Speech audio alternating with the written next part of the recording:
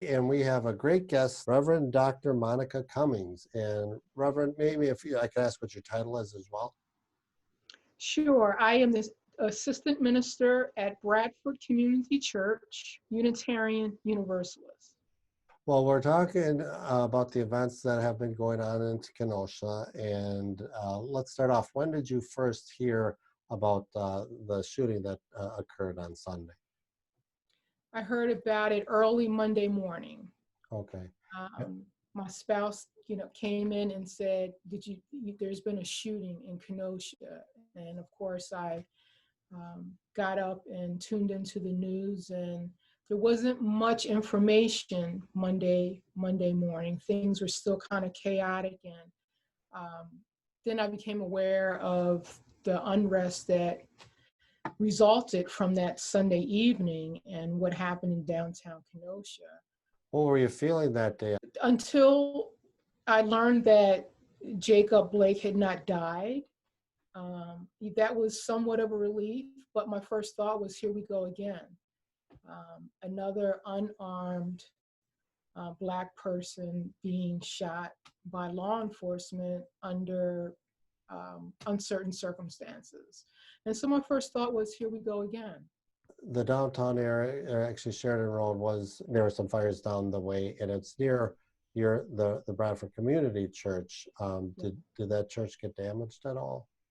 It did not. And the reason why, two independent journalists, CJ from CJ TV, was live streaming, and they saw the flames kind of creeping towards the church, and they actually took our rain barrels and moistened the ground between the car lot and the back of the church, and moistening the ground even when embers, did touch the ground, because there is grass back there and, some structures, nothing ignited. And so we are just so grateful for CJTV for, stepping out of the observant role, objective role, and going into action to protect our church.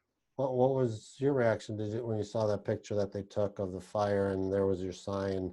What was your reaction to that?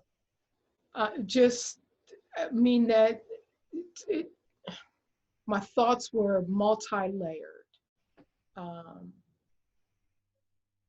The sign with flames around it as a Black woman, just the imagery of that. The fact that it was the church sign that had Black Lives Matter, and seeing that surrounded by flames. It was just, I don't have words for it, actually. Yeah. There's a call for change now coming out in these press conferences, in these group gatherings. What would you like to see have changed? I'd like to see more diverse voices in the room and at the table.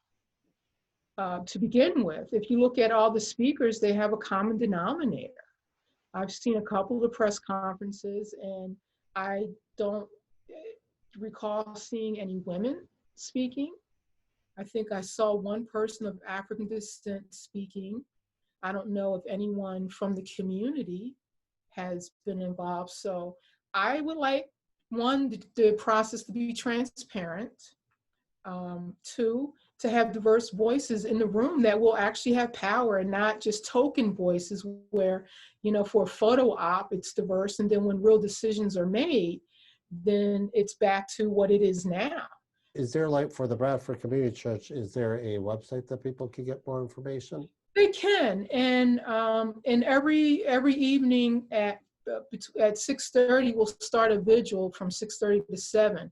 But we actually start gathering about 6 o'clock in front of the church. We do social distancing. People can bring lawn chairs, and we're just creating a space for people who aren't comfortable going into Civic Park, where a lot of the action is. So for folks who aren't comfortable going into the park, but would like to be in community, would like to have people to talk with, who would like to pray, we invite them to join us at Bradford, every night at 6:30.